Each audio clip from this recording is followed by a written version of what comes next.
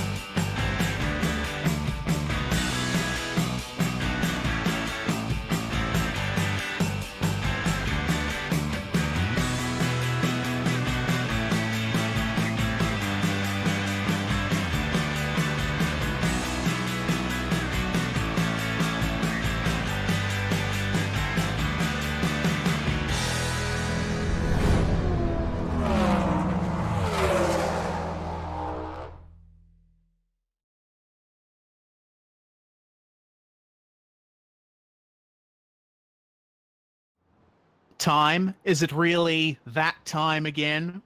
And so soon as well. We're back for GT racing here on V8's Online.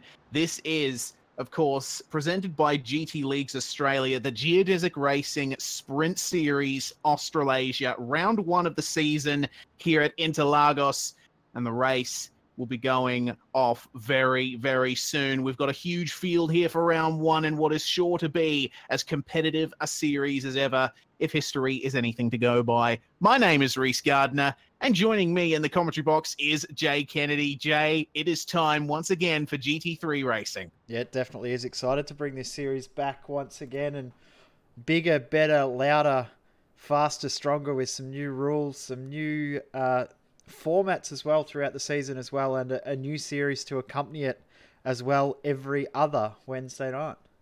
Also, yes. Oh, sorry, you go, Reese. Sorry, mate. No worries. Yes, we got the Porsche series as well. The Super Cup series in the Porsche GT3 cars, or GT3 Cup cars rather, Jay. I'm really excited for that as well. Racing every Wednesday night. Yep, every Wednesday night. So back to back, whatever track we race at in the GT3 the one week, the next week we'll race the same circuit for the Porsche Super Cup Australasia. New name as well for the series as well. So both series being renamed, or the Porsche Super Cup and the Geodesic Racing now Sprint Series Australasia, and it's going to be really, really cool to have both series and be live every single Wednesday. Yes, indeed. And we've also got another special guest in the commentary box with us tonight, Jay. Yeah, we also got a man sitting in a van in London, Fonty, Scott Fountain. Welcome along, Fonty. It's going to be a good night of racing, and back-to-back for you in the booth. It's going to be pretty good to watch what's going on.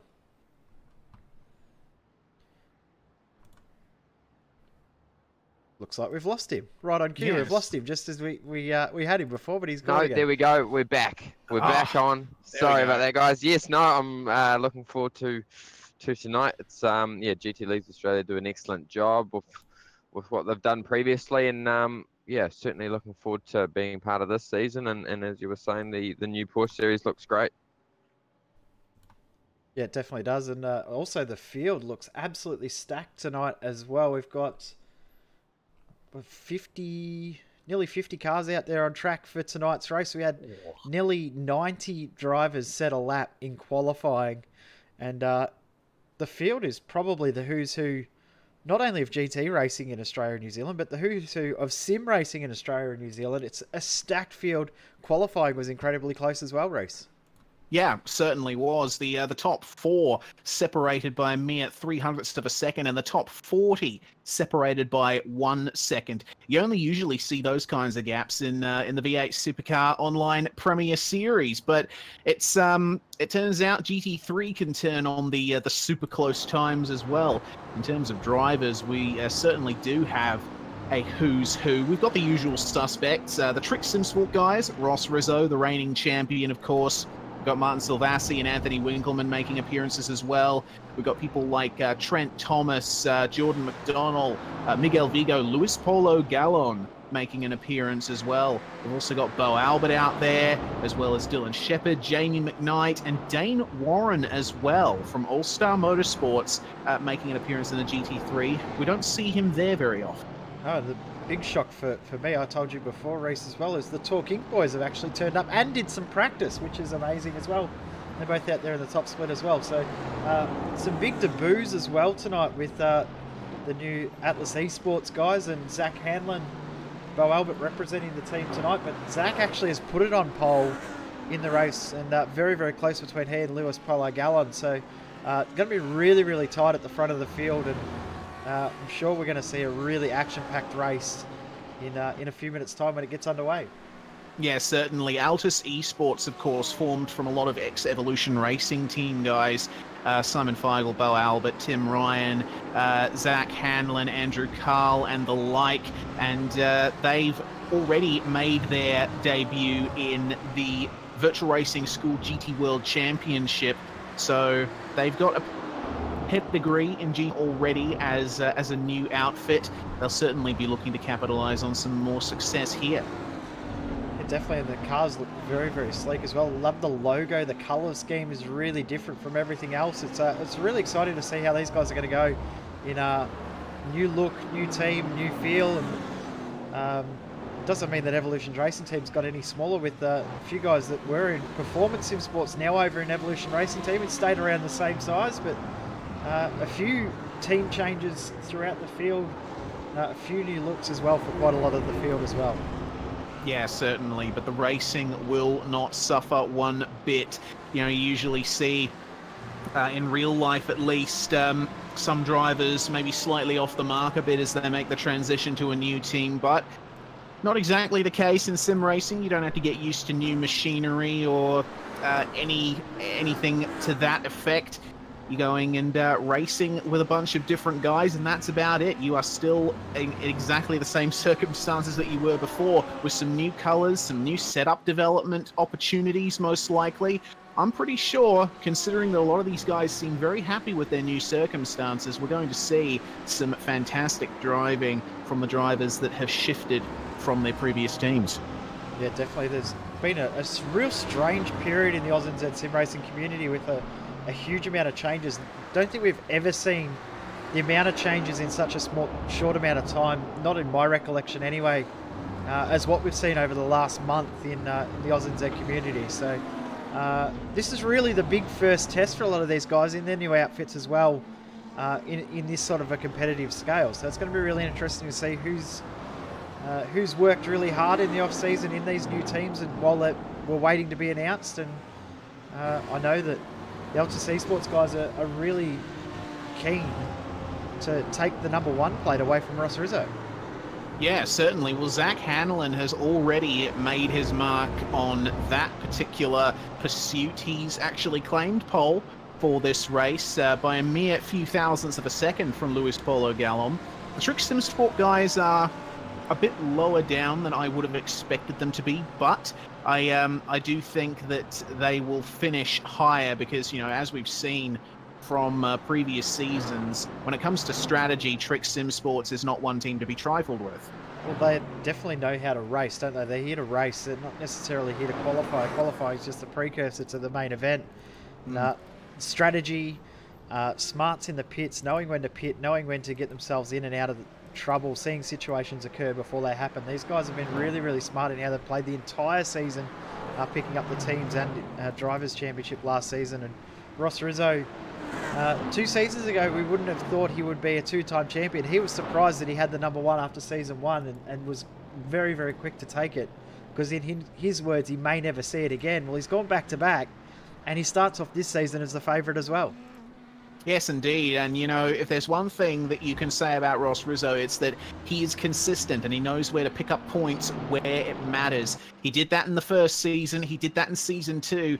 And we should be expecting more of the same from him in season 3. But there's plenty of different drivers out there from last season's field to try and provide a new challenge to Rizzo, so to speak. Yeah, exactly. There's a large chunk of drivers that are out there willing to try and do something to take that perch away. And there's probably 15, 20 drivers that you could say have a realistic chance of winning this championship, looking at the current field and how it all sits. A big chunk of drivers that you can really say, this guy's a contender and this guy could win the whole thing. Yeah, certainly. We honestly have no idea how things are going to pan out this season, but you know, Interlagos, it's a track that always throws up something exciting, so we can expect the playing field to not be quite determined even after the checkered flag falls here. Exactly right. We'll see lots of passing and lots of battles. It's a track that really does suit the GT3s, and as soon as I saw it was round number 1 on the schedule, I thought that was probably the best starting point we could have for this series, because it is a little bit of an unknown. It's a track that's really not utilised, but it's a track that probably should be more utilised than it is. It's disappointing it's not used as much as it could be, but nonetheless, it's going to be really exciting to see how this all plays out. Yeah, definitely. Interlagos, a track that has been around for quite a long time. In Sao Paulo, Brazil, built in the late 1930s. It's undergone a few layout changes over its existence. Its length almost halved over the course of its 70-year tenure in world motorsports. Actually, probably closer to 80 years now. I keep forgetting we're approaching the year 2020. God, I'm not going to delve too much into that. We're going to go existential pretty soon. But Interlagos, it's been providing racing for an extremely long time of an exceptionally high quality, and ever since it finally entered iRacing, after, of course, that infamous customs debacle that the iRacing scanning team faced with Brazil's customs, it's certainly been a track to look out for on schedules. It's narrow, it's got quite a bit of elevation change, but it's got some fantastic overtaking opportunities, particularly at turn 1 and in the final sector with their sequence of hairpins. Yeah, it's going to be really, really fun through the midsection. If you get caught out in regards to when you pit as well, of course, live race control and safety cars, you've got to watch out to not get caught out with a safety car that could come too. So strategy is as much of a key, and knowing when to pit, knowing when to jump in the lane is as much as an important thing as actually getting moves done and keeping the car out of trouble on track too. Yeah, that's exactly right. There's not as much runoff available here at Interlagos as there is at a lot of other tracks.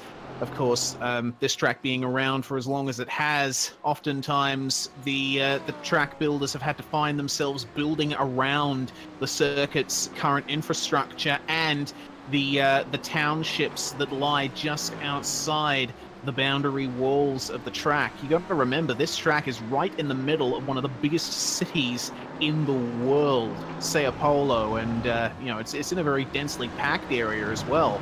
The fact that it's survived for as long as it has, I think, is a real testament to Brazil's passion for motorsports. Yeah, exactly right. We've seen pretty much every year for the last, well, as long as I can remember, up until this year, they've had someone racing in Formula One. The pedigree of drivers from Brazil is so... It's a who's who of world motorsport when you look at who's represented Brazil in motorsport. So the Brazilians love their sport and love their motorsport, and to have a track this close to the middle of the city and one of the biggest cities in the world is incredible, and one of the best tracks in the world as well. Yep, for sure. Practice is almost with a minute to go, so drivers are just completing their final sighting laps and race setup practice laps. We've already seen in the practice timesheets a bit of a pattern starting to form. Anthony Winkelman currently on top, followed by Gallon, Zach Hanlon, and John Peaceneck, who is now making an appearance in a McLaren. He has abandoned the old Ford GT. Yeah, I know. Well, it's going to take a while to get used to that. So Peaceneck, I think, finally got fed up with the Ford GT's wayward behavior and decided to switch to a car that's still challenging to work with, but I think a bit less challenging than the Ford GT is, the McLaren MP412C. Well, the other rule changes, well, you were talking before about the guys getting accustomed to the circuit. Rule changes for this year have meant, or this season have meant, that drivers do not know the weather pre-race event. So they'll turn up for qualifying and practice, understand the track conditions, and the track will evolve into an afternoon weather. So pretty much like a real life situation, you turn up to the track and it's nice and cool in the morning, and then by the time you go out for the race, track conditions will be a little bit different and you haven't got much time to get ready for that. You've got to acclimatise at the last minute. Really cool added new feature to the series this season. I really like it.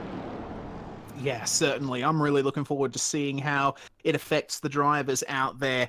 So the session is now at an end and the drivers are gridding up. They haven't got much time, less than a minute. So I think it is high time to go through the first part of this grid, Jay. Yeah, go for it, Reese. You can take it away. Well, starting on pole position, we got Zach Hanlon for Altus Esports, Luis Polo Gallon in second place, with Dane Warren starting third for All Star Motorsports, Geodesic Racing's Miguel Vigo starting in fourth, with Anthony Winkelman in fifth, Philip Worley in sixth, Jordan McDonnell, a very strong appearance there in seventh place, with John Peaceneck in eighth, ninth, Bo Albert, and Ethan Warren rounding out the top 10. Yeah, in 11th position, we got Forzan Alnabi in his debut in the GT3 for Trick Sim Sports. TTL's Ben Dowell in 12th position, then Adam Briggs and Ross Rizzo on the next row, Joshua Skin, Griffin Gardner, Trent Thomas, Gene Fitties, Scott Kozlowski and Dylan Shepard round out the 20. Mitchell McLeod lines up in 21st position, with Martin Silvassi down in 22nd. Troy Maguire starts 23rd with Carlos Vila, another Geodesic Racing representative, in 24th position. Matt Morris for Velocity Sim Racing starting in 25th. Nick Cummings for TTL Esports in 26th. Hayden Dodman, 27th. Desmond Harberger in 28th. 29th, Cody Bircher. And rounding out the top 30, it's Corey Ott for Team Bushfink Racing. And the last group of drivers, 31st is Brett Hender with Adam Hyland alongside him. We've got Alex John and Reese Keane, Justin Strickland, Daniel Misdale in 36th position, Dan King and Josh Nowak on the 19th row. 20th row is Clint Smith and Darryl Carter. Chris Whitaker, Steve Jansen, Leighton Fine and Jamie McKnight get us to 44 cars for round number one. There is also a second split in this race as well. 81 drivers, I believe, is the official number that have made it. 87 drivers, I should say, for tonight's race. That is an insane number of cars turning up for round one of the season. We can only hope that it continues. That's a fantastic number to see. Well, they come out of the last corner that means anything at Interlagos, Juncao, and now it's the sweeping left-handers towards the finish. The field is under control of Zach Hanlon for the start of this 45-minute race, and the safety car will pull away and pull into the pits. And then it will be Zach Hanlon's job to decide when racing begins. From that point onwards, through the final turn, past the pit entry they go.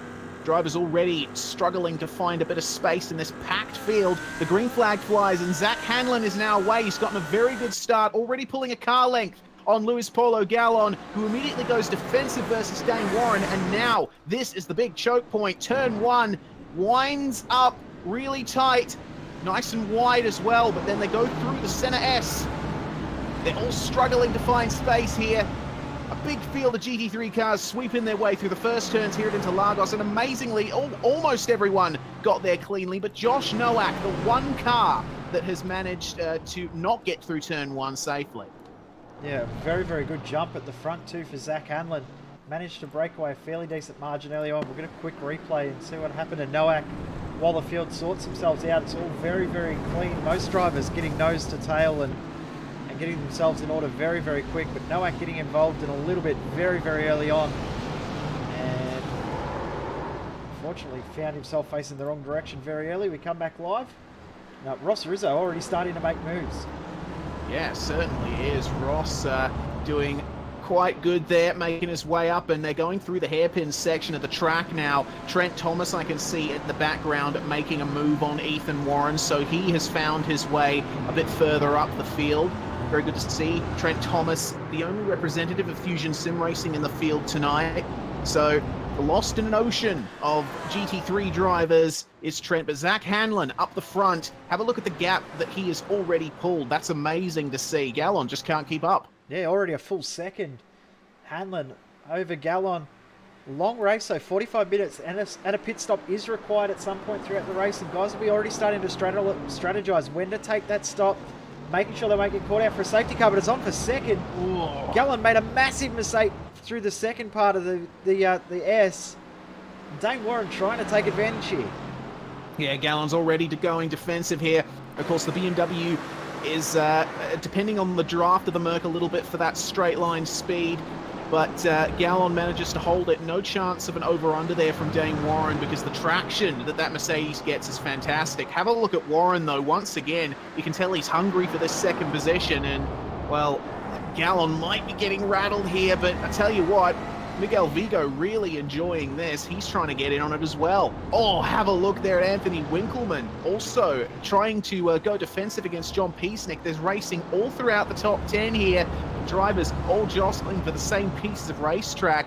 Jordan McDonnell and Ross Rizzo battling quite hard here. Rizzo's been forced wide, and Bo Albert is going to have a go here, but it looks like Rizzo has the traction there, and, well, all of that battling has just given more of an advantage to Zach Hanlon as he comes around a complete lap too. And he's already got a 2-second margin. Bo Albert is going to get past Ross Rizzo, and Rizzo might lose another spot to his new teammate in Forzan El Nabi. And Rizzo just getting up side by side from Jordan McDonnell and wasn't able to get the move done. It's compromised a huge amount of time, but have a look, got two side-by-side packs. Have a look at Adam Briggs. He's going to go for it here. Vigo has just taken out Dane Warren. We got a little bit of a tap from behind, and Dane Warren's dropped all the way back down the field. That is a real shame, that incident. It just looks to me like either Vigo was braking early or Winkleman missed his braking point, because right into the rear of Miguel Vigo did go Anthony Winkleman, and Dane Warren was just an innocent casualty of that. CPR replay up on screen caution. now. Oh, safety car. A caution. Okay. All right, so that is... Harberger is actually stopped on the track, so there's actually another incident. Right, okay. Oh, nice. Yeah. Start to the race. Yes, indeed. I'm just going to find Harberger and see what happened to him. So he was battling around with Martin Silvassi and Mitchell McLeod. Ended up on his roof. Oh! Goodness me! So Cody Bircher. And wow, Harberger. Wow. Hope he's not in a motion rig, because that would result in a little bit of a headache. Oh! So close to everyone avoiding him in the second part of that incident, but there was another car involved as well. Maybe Corey Ott was involved as well, but Harberger, that's a big one. And that actually started from the incident at the front of the field there too. Yeah, certainly did. Just the chain reaction effect that you see happens quite a bit, especially around a track like this. So that's very unfortunate for Harberger. He's back in the pits. Don't know if he'll be going back out on track at this stage, but the rest of the field lines up behind the safety car once again. I was just Bircher probably not quite aware that at that point it was going 3 wide. Harberger was trying to move across because Dodman was coming through, and he saw that Dodman was coming, and just Harberger really not at fault there at all. Just one of those unfortunate incidents. But tell you who's the biggest loser out of this? Zach Hanlon. He pulled out a nearly 3-second lead, and it's all gone. Yeah, certainly is. But you got to remember, he does maintain a bit of an advantage in that he can decide when to go once again. So if there's a possibility to catch out Gallon at the start, then he'll certainly take it, possibly start building up a lead once again. You got to remember, Gallon was under attack quite a bit in those first few laps, so Hanlon will probably be counting on the same happening in this next green flag part of the race. Now, one thing that guys will be really starting to think about now, can I pit under this caution period and make it home? Probably going to have to fuel save a tiny little bit to make it, but some guys will be thinking that's a viable strategy. You get a free pit stop now, you're going to take it, aren't you? Yeah, of course. If you can get a free pit stop... Oh, hold up. Hold on a minute. We got a car off track there. Winkleman just pulled straight off the track. Yeah, car behind's done a loop around as well. So yeah, that was from the field backing up. Because, you know, obviously you're not allowed to pass other cars under safety cars. So when Winkleman slowed down, they obviously had to back themselves up. And an innocent victim in all of that, I think, Ben Dowell, he obviously didn't realize that the field was backing up and ended up getting rear-ended. It's a bit strange. I'm not sure what happened there with Winkleman. He just literally pulled off the circuit and caught a few people off guard. Yeah, well, he's going back to his position that he held before that. So, that'll be a question to ask after the race. Yeah, will anyone jump in? Yeah, we normally see that coming over the mountain at Bathurst with it so blind, but not in a situation like that. It was quite open, so a bit of an odd one. Look at all the faking going on here. Quite a few guys thinking, oh, you know, I'll have a go. Dylan Shepherd is jumping into the pits, as is Carlos Villa. Seeing a couple of other guys jump in further back in the field. I'm seeing Cody Bircher and Alex John as well. So that's 2 OPR cars into the pits. And up the back of the field, you see quite a few cars taking that chance on this early pit stop. Justin Strickland, of course, Miguel Vigo, and Josh Nowak, who were involved in those initial incidents, as is Corey Ott. They're taking fast repairs, these guys. So that's a chance to get themselves back out on track with a completely fresh machine. Yeah, probably not a bad call this early on in the season. You don't really want to start off on the bad foot, do you? With a DNF in round 1, especially if you want to run the whole championship. Yeah, that's exactly right. And oh boy, that line to get out of the pits, that's interesting. I wonder what went on there. Looks to me like, actually, what did happen there? Shepherd just slowed right down on pit exit. Yeah, I think he might have got told he had to get to the back of the line by iRacing, so he decided he'd just check up, wait for the field to go past, and then come out to make sure that it wasn't any issues out on the circuit. And in some ways, it's probably a little bit safer to do that, but he's going to be one that we really have to keep an eye on here, because he has got a big advantage. Only be 33 minutes or so of racing to go. He might be pretty close to making it from there. Yeah, certainly. And I mean, you say it's the safe option. Well, for the guys behind him, it wasn't necessarily, because Miguel Vigo almost ran into the back of Corey Ott. Of course, a bit blind there on pit exit for a lot of the guys exiting pit lane. But those drivers are all back out once again. And I believe the lights are off on the pace car, so we should be going racing again very soon. Yep, pace car absolutely revving its heart out in first gear. That pace car driver still hasn't worked out how to change gears, has he? After all this time, he hasn't worked it out at all. No, he has not. I think he needs to have a bit of training from iRacing just to try and extend the life of that engine a little bit more. The biggest losers out of that, you'd have to say, would be Zach Hanlon, who's lost 3 seconds, but Dane Warren and Miguel Vigo obviously involved in that incident that started the big chain reaction. Those guys are a long way back. We need to keep an eye on them as they make their way forward. Also, Shepherd and Villa stacking them up. It's going to be interesting to see. Can Winkleman stay with them? Yeah, well, the pace car is going to jump back into the pits now. When will Hanlon decide to go? It's a single file start. And you already see guys fanning out they're behind trying them. to get the jump.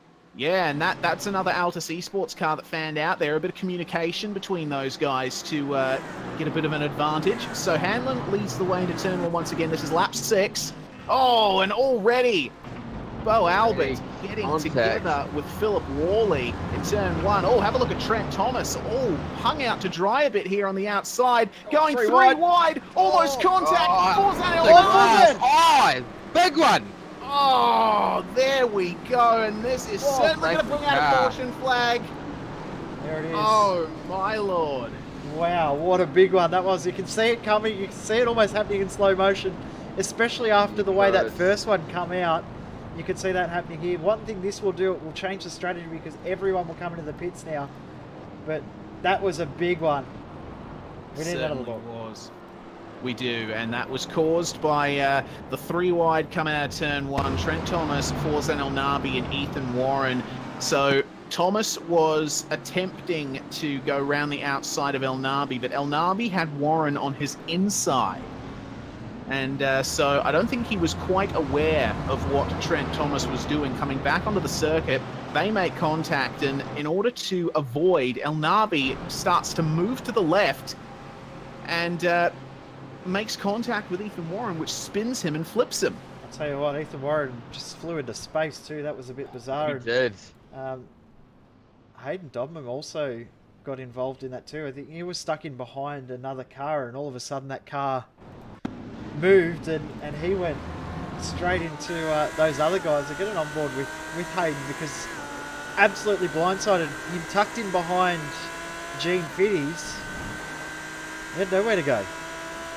Certainly didn't. I'm going to go back and check that myself. Goodness, that was a pretty insane incident, but you know, I do think the guys need to calm down a bit. It's been, we've already had one caution period, and this is the second one. Yeah, it's always difficult when you've got all of these cars on the grid, but yeah, try and get yourself in a single file and then work your way forward. You're not going to work your way forward with being under safety car. It's hard to make passes under safety car. Yeah, I'd generally say the same. Too well. The guys are back under the control of the pace car, and they'll get the signal. The pit lane will be open this time, so I wouldn't be surprised if we see all those guys that did not pit under that last caution into the lane. And we could see Dylan Shepherd in a good spot here. He'll probably come out in the lead of the race. Yeah, certainly an option here. Yeah, come to think of it, this is the perfect time for a caution to happen for a lot of people up the front. Of course, that is considering if Dylan Shepherd doesn't have the fuel to make it home. We still don't know quite yet if he will or have a won't, listen on board with him, how much he's saving to try and make it. He is absolutely right on it. He must be borderline making it because he is saving so much fuel. He knows. He knows what needs to be done from here if he wants to get some success out of this race. I tell you what, a splash and dash right at the end would absolutely break your spirit. So Dylan Shepherd is doing everything he can to try and avoid that. But if you're Zach Hanlon or anyone up the front, a caution coming out at this time is pretty beneficial in terms of the strategy. You won't have to do any fuel saving from here if you decide to pit at this point. So with the race almost coming up to half an hour to go, we should see things calm down just a little. I don't know, the way that these guys are wanting to race, it might not calm down at all. We could see a bit more argy-bargy and a little bit more push and shove come up in the next restart, but I do think that some guys will be a little bit more controlled at the next restart. Yeah, certainly. Zach Hanlon's staying out. Or is he? Yes, he is. He's staying out. If he had the pit entry line at Interlagos is a weird one. You kind of have to stay all the way to the inside of that last corner if you want to make it in without, I think, getting pinged. But we see the majority of drivers in the field in the pits now. We got Anthony Winkleman, we got Peasnick, we got Albert, we got Warren as well, Thomas. Winkleman will be the first out. All making very quick stops, and oh my goodness, am I right in seeing a Ford GT in the field? Leighton Fine. You are. I'm surprised Okay. at that too. Well, Leighton best of luck obviously- to you, Leighton. Leighton obviously missed the memo, but yeah, either that or he's joined in the wrong car by mistake. Because I don't know if anyone would be willing to jump in when the master of the car has said it's too hard. I don't want to be in it anymore. Surprising, but good luck to Leighton for having a crack at it. But I know I would not be looking forward to driving it, so he can have that one. Yes, certainly. Well, looking at the field as it stands right now, Zach Hanlon still leads with Gallon second, Adam Briggs moving up into third position, McLeod fourth, Clint Smith in fifth, and Dylan Shepherd finds his way up into sixth position. So that's the field as it stands right now. Briggs gaining quite a bit under this caution, but we'll see how his strategy works out from here on in. So 5 cars that haven't pitted. If anyone's really, really good on fuel, they might be able to get close to saving. I don't know how much you can get. It's interesting to see how many did stay out. I'm actually a little bit surprised in that. Yeah, I honestly would have expected the likes of Gallon and Hanlon to pit. I'm surprised that they haven't.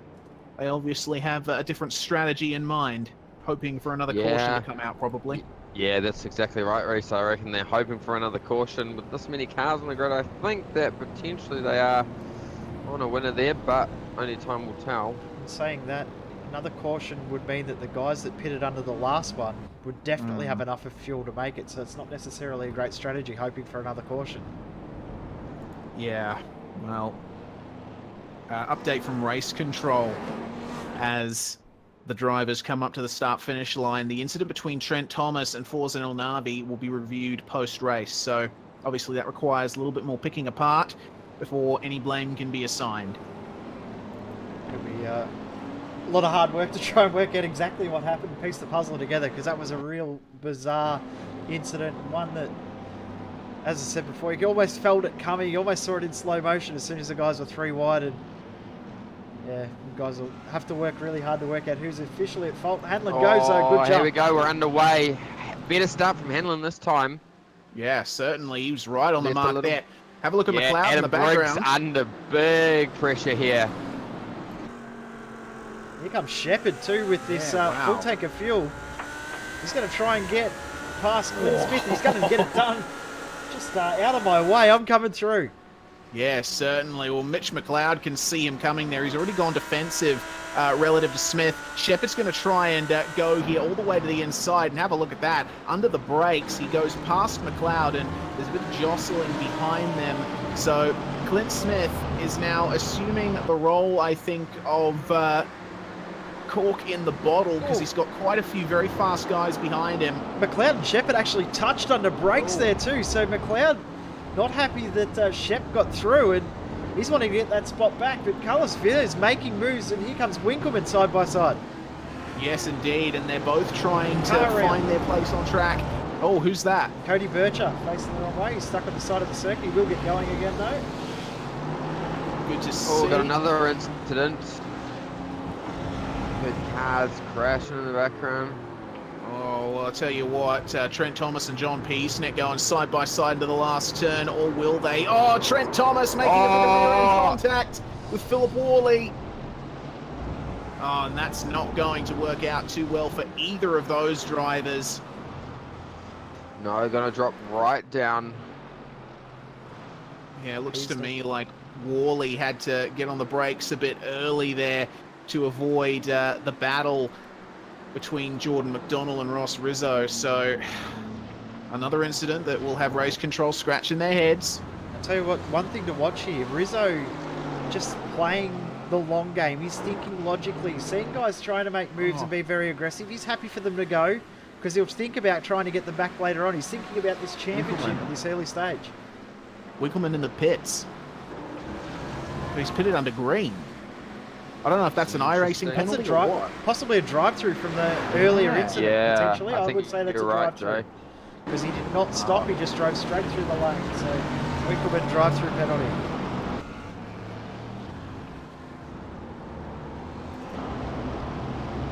Wow. Goodness me. Who do we watch? There's so much going on. It's Yeah. so hard to keep up. Hanlon's Who do we taken. watch? Hanlon's driven away from Gallon, but Briggs is not making it easy. But have a look at Carlos Villa and Bo Albert going at it. Albert right up on the curb to try and get a move done. Yeah, certainly. And these guys are battling in the lower reaches of the top 10. Vila with a slight bit of damage on the front of his Mercedes. Bo Albert's Audi looks in much better shape. It looks like he has a little sniff of a draft. Behind him, he's got Jordan McDonnell and Ross Rizzo, who themselves are involved in a fight. So Clint Smith got a good gap to these guys up ahead. Carlos Villa going Turn defensive. 1, McLeod. Oh, yeah. And Bo Albert goes for the move, and he outbrakes himself into turn 1. And that is going to allow Carlos Villa to... Oh, goodness me. Oh. Albert and McDonnell coming together. There. Yeah. Well, it's a tight spot. It's an easy thing to do in that section of the circuit, but now Bo Albert's Ross got Rizzo even looking more his work to do. nose. Oh, yes. Big thing about turn 1, 2 is it's really hard to pick up the braking markers because they all blend into each other. So it's really easy to overshoot, especially when you're trying to go around the outside. And Albert just did that easy. So off camber that turn as well. And you brake so late for it as well. You brake it like the 50-meter marker in most cars. So very easy to make mistakes there. But currently, the top 3 have well and truly broken away from the rest of the field. Hanlon with not as big of a gap from Gallon as he had in the past. So now we're all separating into our own little battle packs here. So Dylan Shepherd and McLeod are currently embroiled in a fight. Clint Smith is on his own, but is currently looking in his mirrors at the impending freight train of Vila, Albert, Rizzo, McDonnell, Peasnick, Warren, Sislowski, and Worley. That's an entire chain of cars making their way up there. And I tell you what, Bo Albert facing some pressure from Ross Rizzo. He's going to have to go really defensive here coming down into turn 1. But I don't know if he'll be able to do it. Oh. He's going to try. He's going to... Oh, he did well to stop it there. Big thing with his battle pack. Relent, though. Big thing with his battle pack, these guys really right up the inside. These guys are really fighting for what could potentially be the win as well. These guys are the guys that pitted under that second safety car. Oh, this is going to get bad. This is going to get messy. Dear. Oh, still going side by side. Goodness me, and it looks like McDonnell is just holding the inside there from Ross Rizzo, but Rizzo with the superior got the torque run. of the Mercedes. Yeah, he has got the run. He's going to go for the inside here. And he's got the inside line. He's going to get it back now. McDonnell with more mid-corner speed, Jordan though. He's not going to be able to... No. Well, there we go. Bo Albert remaining at the front of that pack. Oh, and Peasnick, a little bit of a mistake through that hairpin, which is opening him up to an attack from Dane Warren. Yeah, there was actually contact between Warren and Peasnick there, Reese. Warren slightly touching the rear, which unsettled Peasnick a little bit. Opened up that gap. So at the front, Hanlon now 7/10 of a second. They're broken away from Briggs. Will they jump into the pits? Not yet. It's always interesting at Interlagos. You never quite know if someone's going to be jumping into the pits until the last second, because the line through the last turn actually goes through the pit entry line, which is interesting. Oh, Rizzo and McDonnell still going at it, fighting tooth and nail. See them in the run-up to turn 1. That was some pretty intense stuff. And now Rizzo's got a run here on Albert. Have a look at that run from Ross Rizzo, and Albert leaves him just enough room there on the outside. Ross Rizzo once again showing why. He's a 2-time champion of this series. Leaving just enough room for each other. And Rizzo's going to do the same thing to Albert here that he did to McDonnell. Albert's got the line. Now, this is going to be a Rizzo v. McDonnell situation there. Rizzo has the inside line, and he manages to take the position. Oh, he chopped his nose there. Here we go. He's Albert. But McDonnell's going to get the run out of this next turn, I think. It's a difficult... No, runs a bit wide. Well, no, he's got the run. Oh, big He's going to contact! turn him. No. Albert around. Oh, that will not be looked at That very would nicely. definitely, yeah, he's going to get a drive through for that one. McDonald overly aggressive a lot of the time. We see in a lot of the racing that quite a few incidents include McDonald, so very aggressive driver. Rizzo will not be happy. Certainly not. Albert, I think his exit was just compromised slightly, and I think you could tell that McDonald was briefly considering redressing that maneuver. You could tell by the way he slowed down for that hairpin, but I think by that time, Albert had been well and truly left behind, so he just decided to continue on. He'll let race control look back over that one, and now we've got some other battle packs starting to form. Vila and Rizzo are pulled away, but have a look at the bottleneck behind John Peasnick right now. Oh yeah, for sure. That's, well, McDonald there behind them. Dane Warren and Philip Worley with Scott Kozlowski as well in the midst of that. Joshua Skin just hanging on to the back of this one.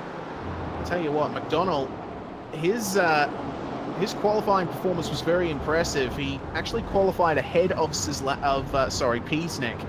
So I guess you could say he's trying to fight for what he would think would be his rightful position ahead of Peasnick. But Warren is certainly not making it easy. Yeah.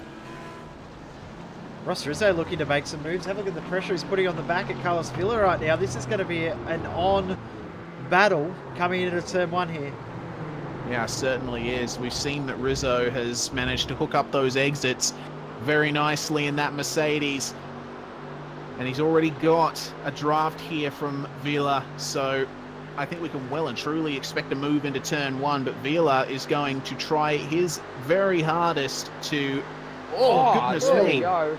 Yeah, moving around quite a bit in a straight line, these guys. Rizzo right on the brakes, and Vila is going to maintain that possession. That's interesting. I think Rizzo's going to get the run out of here, though. This is the rear end of Vila, just slightly come around under that braking point. There he goes, he's got the run, but Vila's probably going to cover. Yeah, yes, he is. Does.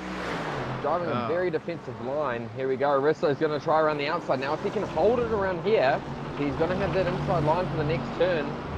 But Vila's not going to happen this cover time. it.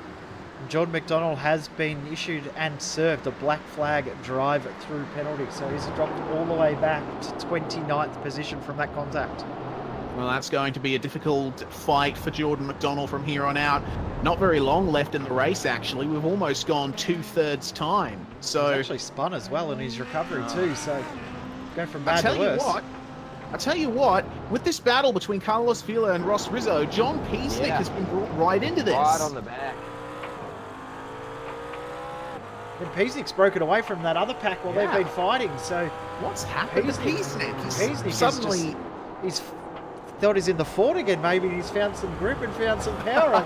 I don't know what's going on, but it's great to watch and great to see him out there in a competitive car. Yeah, certainly. Fire's been lit under John Peasnick, I believe, and Rizzo versus Vila is going to continue on Round here. two. Yep, so Rizzo is going to stay to the outside here. And try and hold it around the outside. He's going to get it this time. Yeah. He's got the line. He's got it, but he's going to have to get off the gas a little bit more. Oh, and Vila off. Wide. And this is going to give Peasnick an opportunity. Here he goes. He's got the run on the outside. Very difficult corner, although he does have the track position here. Yeah, certainly. But Peasnick has managed to get by Vila just before the braking zone. So, yeah, very nice move indeed from John Peasnick. That is going to put him up into 8th position. 8th position. Yep. Well, meanwhile, the battle behind them is continuing to rage on. Kozlowski, Skin, Thomas, and John. Oh, there we go. What's the Rizzo with Rizzo? Oh, no. Rizzo just completely outbraked himself. Well, didn't look actually like he outbraked. Maybe he had a potential hardware issue. I don't know. That's very weird. It looked like he just... pulled off to the side. He didn't make an attempt to turn into the corner initially. No. That's very weird. There we go. Now he's going to be under pressure from Philip Worley. This whole pack behind him. maybe he's happy to tuck in behind these guys and save a little bit of extra fuel. That could be what he's doing here. Maybe Happy to you're do a bit right. of drafting and Yeah. saving some extra fuel. Didn't want to be leading the train. That's entirely possible. That could really be a boon in his strategy. Not making those moves until right at the very last point. Tell you what though, John Peasnick has to get a wriggle on, because if Dylan Shepherd can make it on fuel... Rizzo, goodness me. Sorry, Rizzo just had the mother of all slides through turn Yes, 3. he did. It's going to That's leave him ruined open his for run. Wally.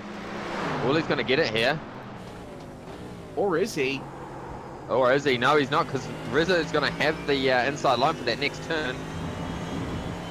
Yeah, well, I think that's move done and dusted there for Rizzo, but goodness me, in this last lap, we've seen some interesting events happen to Ross Rizzo's race. I get the feeling he... Oh, skin! Oh, Contact between Oh, Ian there we go, Warren. Sislowski and Trent Thomas straight through. oh, goodness So Thomas me, just yeah. got 2 for the price of 1, just getting through after Skin and Sislowski had a little bit of a touch, and safety car. Oh, yellow. Safety car. What for? There Ben we- Dow facing the wrong direction. What is the reason for the safety There we car? go. Okay, so let's have a look at what caused this little incident. Looks like Ben Dowell and Leighton Fine coming together, actually.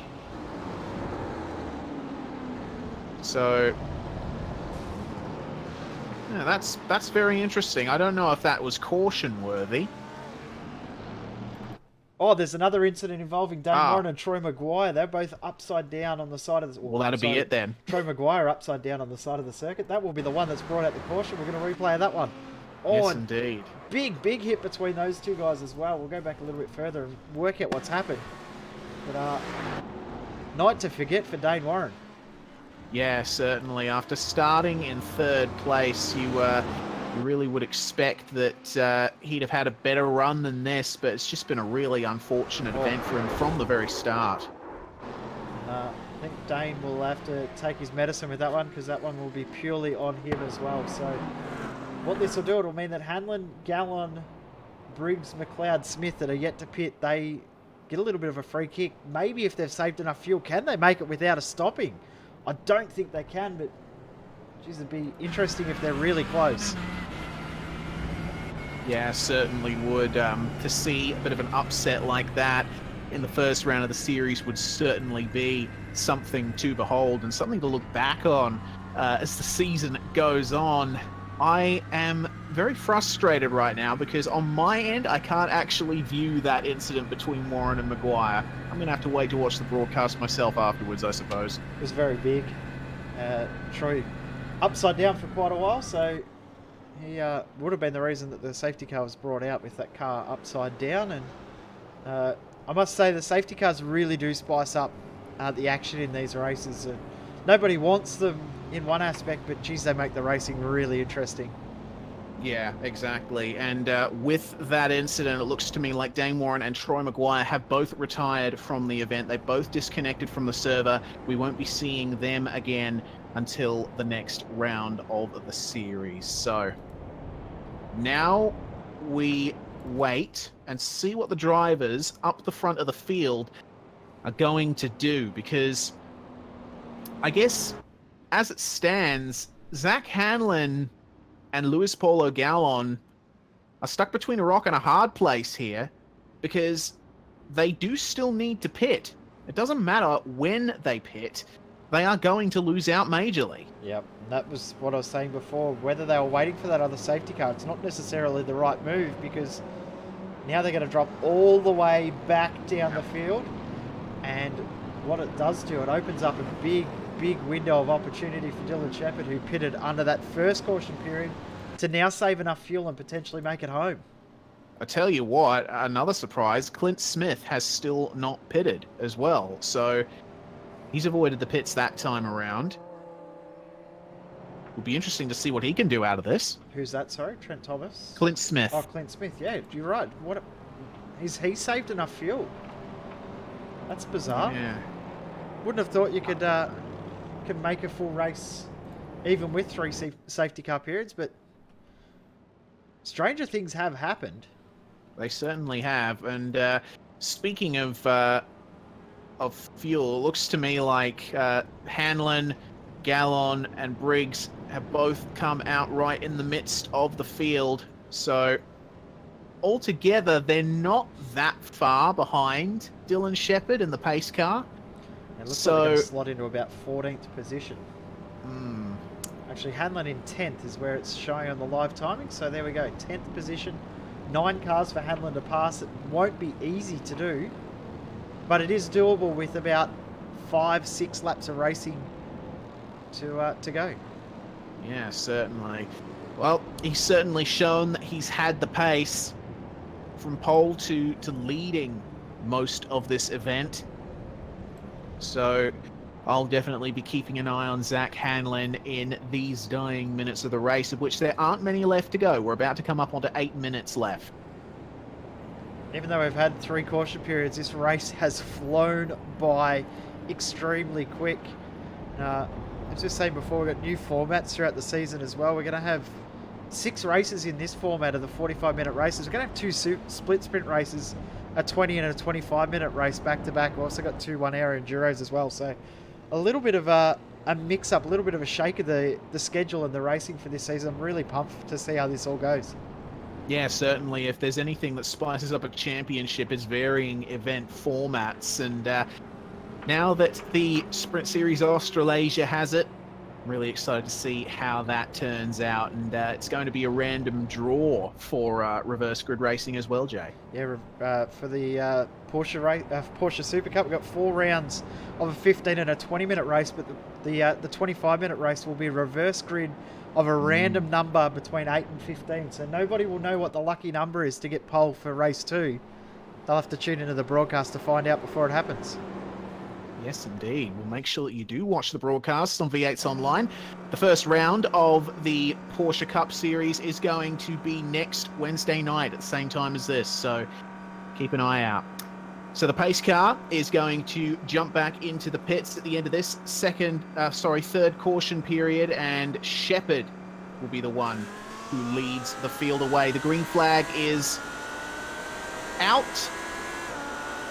And they're going to barrel into turn 1 as per usual. Clint Smith already under pressure from John Peasnick and Carlos Vila as well, trying to get a slice of this action too.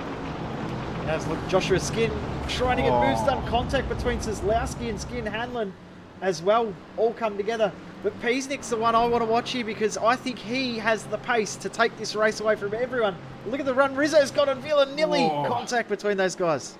Yeah, and no love lost between these guys, especially with those weaving maneuvers on the start-finish straight. It'd be interesting to see how that battle turns out, but tell you what, Dylan Shepherd wasting no time here, maintaining a good gap. Kozlowski and Skin. Sorry, Reece, they just tap doors coming up the hill, and Hanlon's got to be careful here because he's trying to get moves done. You'll get past Kozlowski. Very, very aggressive driving throughout this field the whole way through. Yeah, certainly. It looks like Hanlon does have a better run there. One of those turns where you can really hook it up on the outside and get a good run. He is past Kozlowski. Yeah, possibly. Oh, goodness. The contact, I think, between him and Joshua Skin. Tiny bit of rear end contact, and Hanlon using all of the curb and then some to try and get as much of an advantage as he can. He was right on the back there. Oh, Here we no. go. Oh, no. Hanlon on his roof. Not the way you want to start. We're going to see another safety car here. Yeah, another safety car for sure. More cars getting involved in that. More My cars. God. Peasnick through on line-up cars Smith. everywhere. Zachary Hanlon from hero to zero in the space of one corner. What an awful way for his race to go. That was his fault, I must say, though. He was far too close on the back coming out of that turn. And, he just, all you need to do is touch that rear end of these GT cars and just lightens it up. The car in front had nowhere to go, really. He was a passenger from that point. So, yeah, disappointing, though. Yeah, certainly. Well, after starting from pole, I think it will unfortunately be a retirement for Zach Hanlon, and Bo Albert has disconnected from the race as well. So for Altus Esports, their opening campaign in Geodesic Racing Sprint Series Australasia is certainly not one that they would want to remember.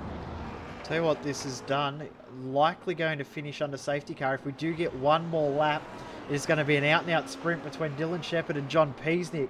Peasnick has managed to get through just before the caution was thrown on Clint Smith. And Clint Smith may do this without stopping and get himself from all the way back in the field and potentially steal a podium away. Started Certainly. 39th.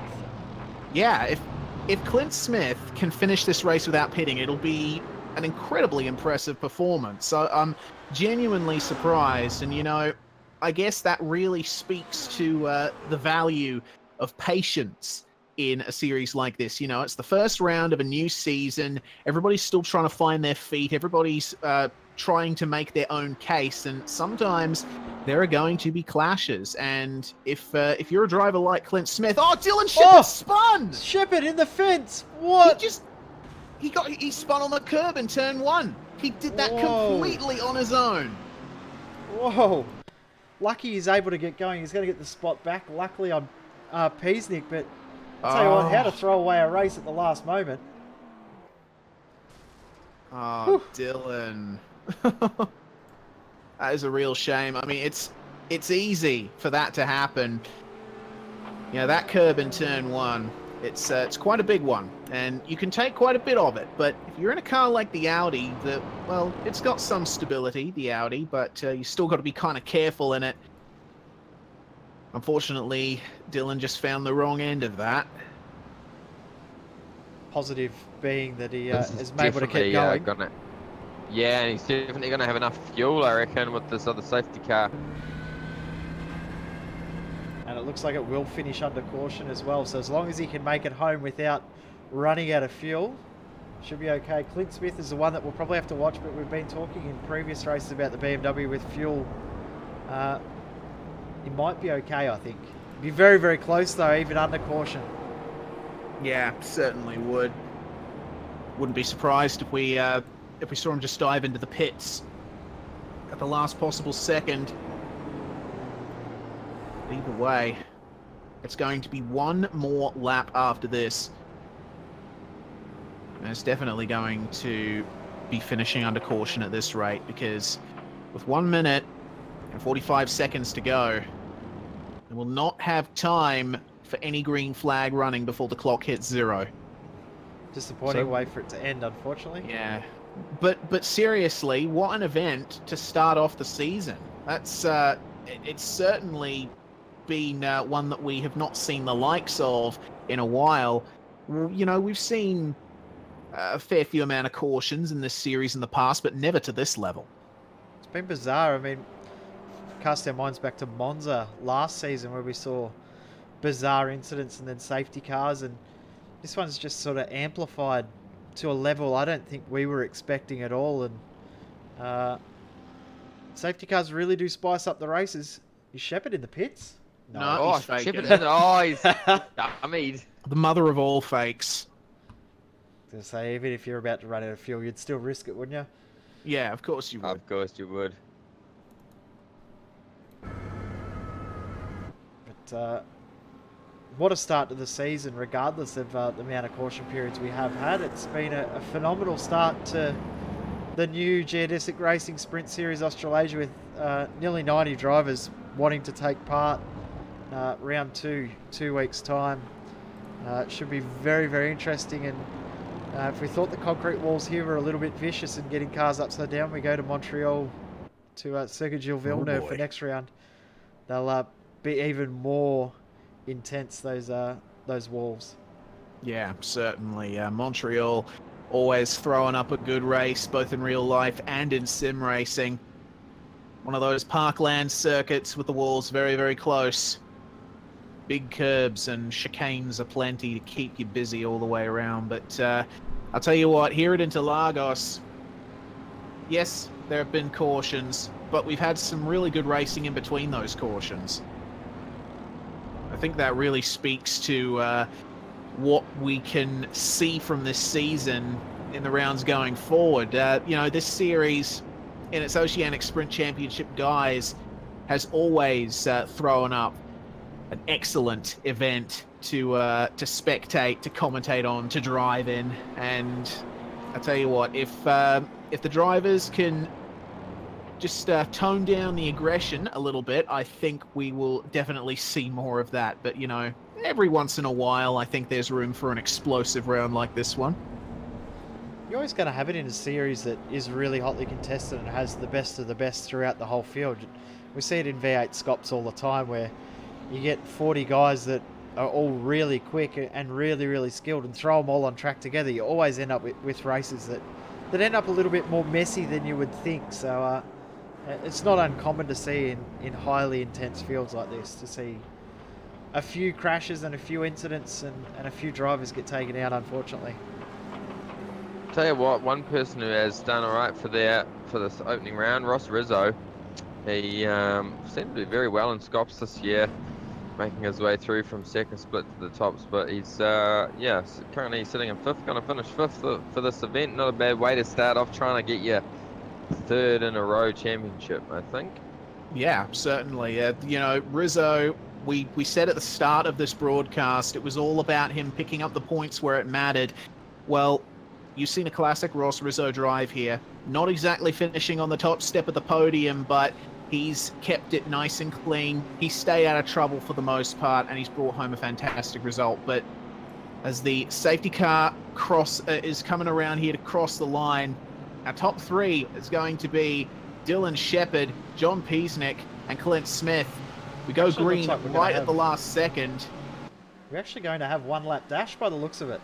Oh, We're going here to we have go. one green flag lap.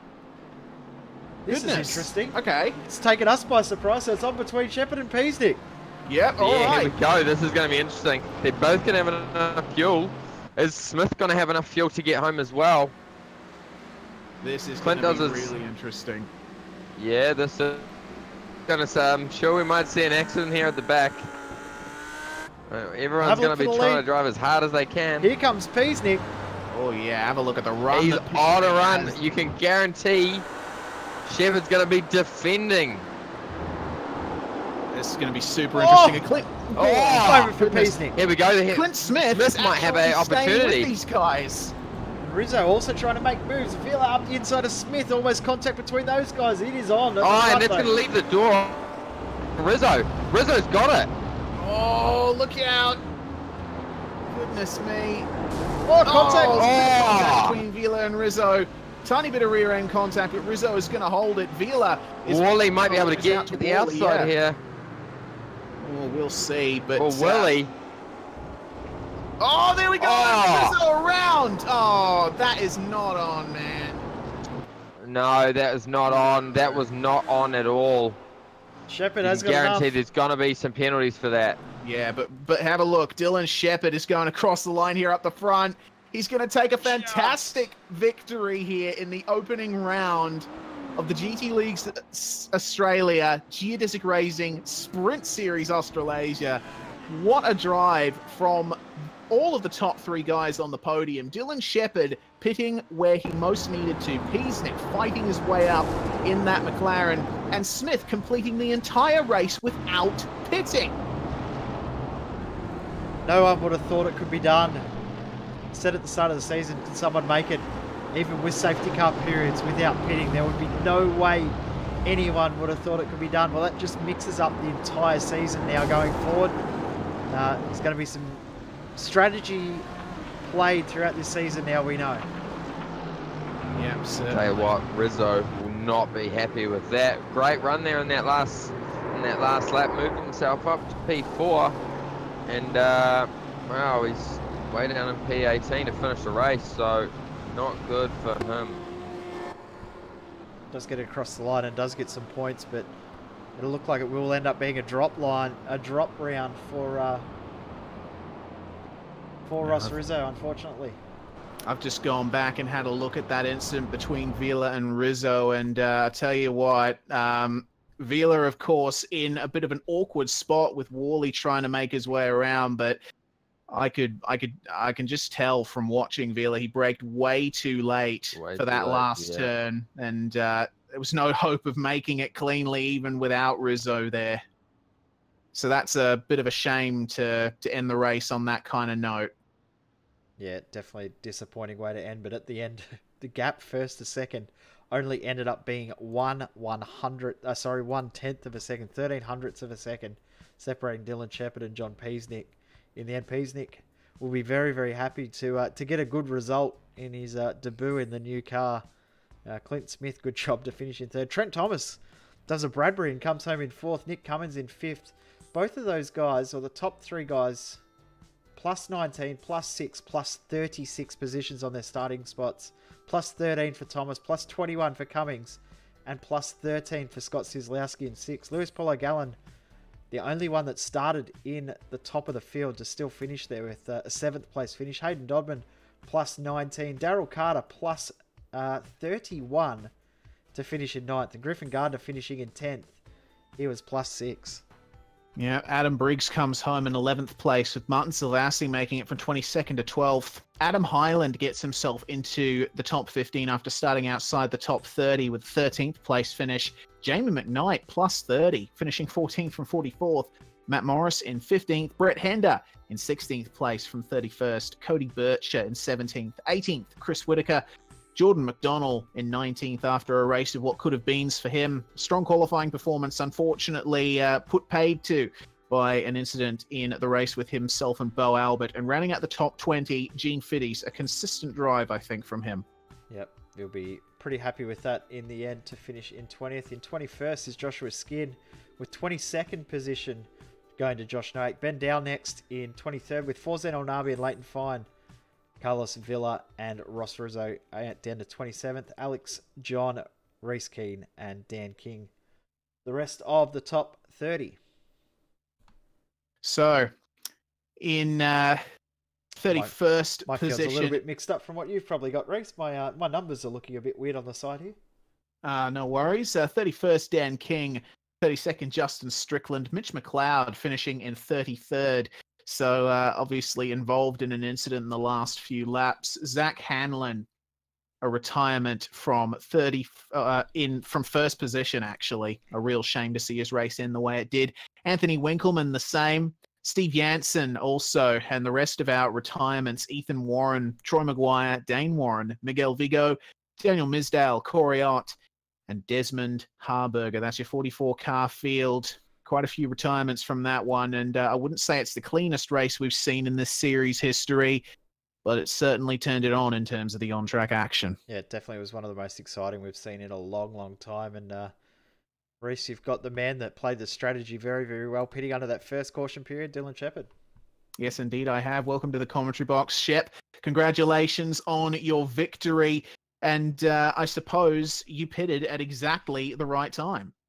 Yeah, I don't know how I pulled that one off. That would have to be the fluke of the century for me. Yeah, I definitely wasn't the fastest guy on track, or maybe not even top 10 fastest. But yeah, obviously just pitting under that first safety car, a blessing in disguise. So yeah, happy to be here. But yeah, obviously it was a bit of a messy race. I'm happy.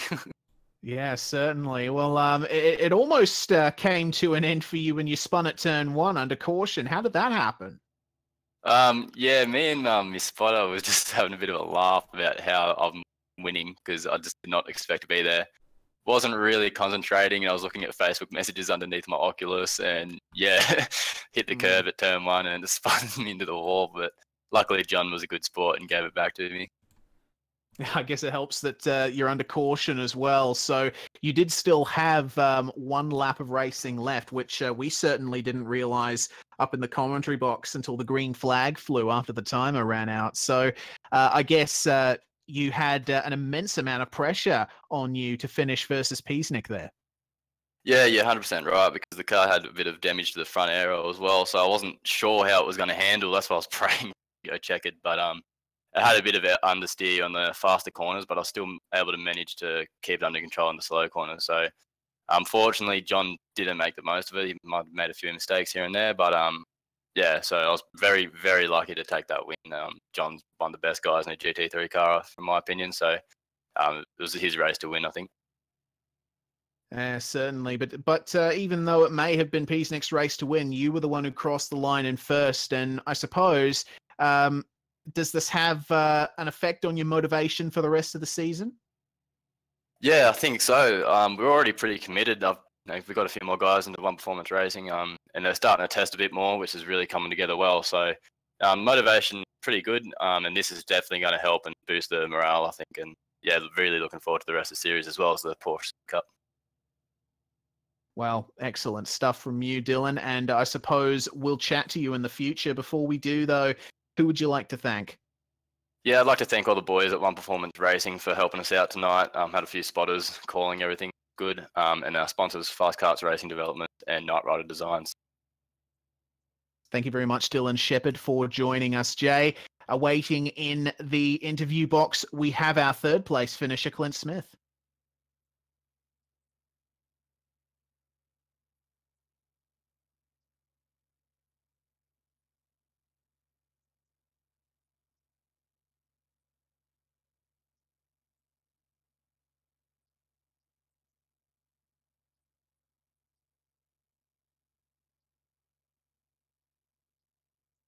Hello.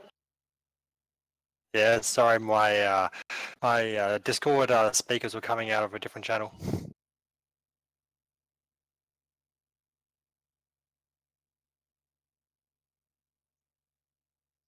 To be honest with you, I kind of didn't understand. I didn't even read the rules, kind of, and I was thinking, is it compulsory to pit or can I stay out? And I'm like, I'm just going to take a gamble. I'm just going to stay out. If I get disqualified, I get disqualified. But yeah, no, it was good that I was able to make it to the end. I mean, if it wasn't for those last two safety cars, I probably wouldn't have made it on field because I think it was telling my dude, Joel real time, he was telling me I needed 5 liters to make it to the end. So I was like, oh, and then 2 more safety cars that pretty much guaranteed it. So.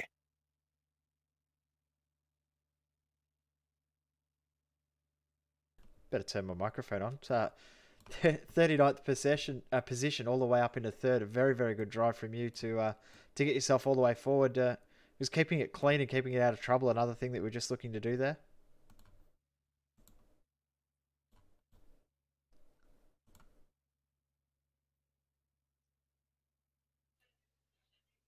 Yeah, well, to be honest with you, it was just it's one of those things that I kind of didn't nail my qualifying because I'm not used to raining on 100% track.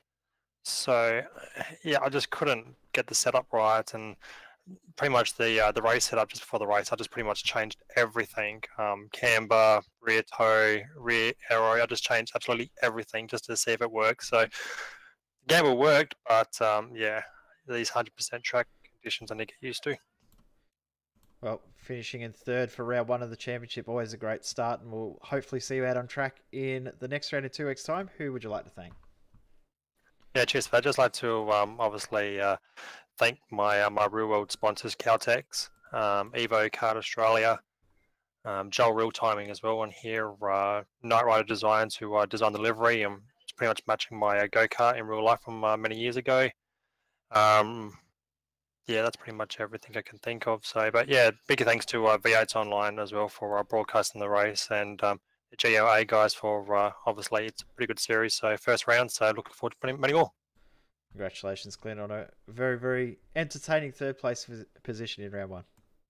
Cool, thank you very much. Reese, that was an absolutely incredible night in Fonty as well. That sets up what is going to be a fantastic lot of Wednesday nights with 19 more Wednesdays to go with this and also the Porsche Super Cup. It's going to be hectic and I cannot wait. Yeah. Oh, you're exactly right, Jay. It's yeah, excellent series. What a way to start off the season. As I said earlier, the guys at GT League's doing an excellent job, and we just saw the caliber of drivers out there. So no, I'm definitely looking forward to the first round of the Porsche series next week, and then we head off to next round of this series. So no, it's going to be great. Yeah, certainly. I'm 100% looking forward to the rest of this season and the Porsche Cup season that is starting up next week, which you viewers out there should be very sure to catch. Same time next week, alternating weeks between this and the Porsche series. And I know we're certainly looking forward to it. Yeah, it should be fantastic next week. Next Wednesday night, same time, 9 p.m. Australian Eastern Time, we will have the Porsche Super Cup Round 1. Been a long time between Porsche Super Cups with finishing up at the end of Scott's last season. And to bring it back, it was the most hotly contested season we saw for that last year to bring it back. I think we're going to see one hell of a show. Yeah, for sure. Absolutely cannot wait. After this first round, it's game on. Well, there we go, guys. A finish to a very explosive first round of the Geodesic Racing Sprint Series Australasia. Of course, run by GT Leagues Australia. And this has been the broadcast on V8s Online. Thank you very much, everyone, for watching. Be sure to like us on Facebook, follow us on Twitter, and go on to v8sonline.com to check us out if you're interested in the other broadcasts and duties that we perform. My name is Reese Gardner. Joining me also was Jay Kennedy and Scott Fountain. We will see you next time very, very soon.